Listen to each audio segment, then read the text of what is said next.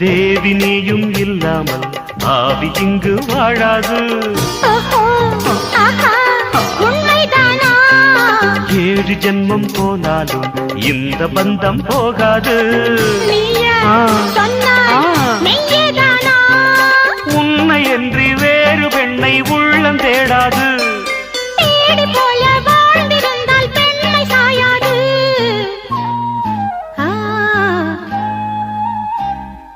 பூவே உன்னை நேசித்தேன், பூக்கள் கொண்டு பூசித்தேன். உண்மை சொல்ல யோசித்தாய், கோழை போல யோசித்தாய்.